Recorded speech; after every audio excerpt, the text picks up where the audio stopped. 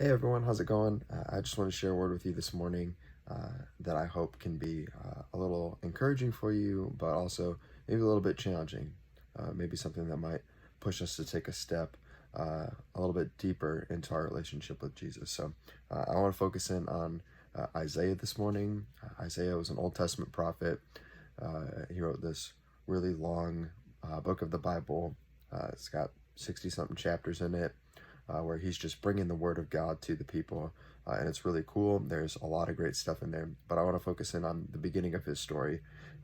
So in Isaiah chapter 6, verse 8 specifically, this is Isaiah's calling from God. This is like his commission, the starting of his story. It's at the very beginning. I mean, chapter 6 out of 60 something, like this is at the beginning. There's still so much more that's going to happen. So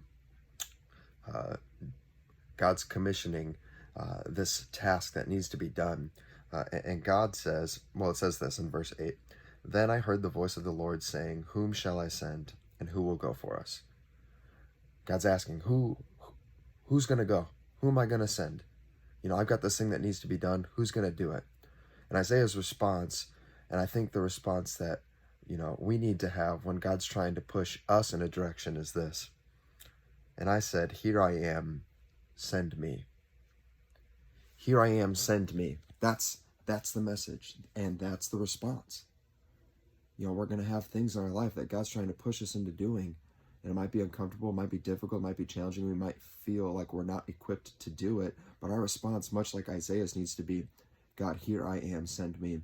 So in your lives this week, think about the things that God's trying to push you to do, and have your response be, "Here I am, God, send me."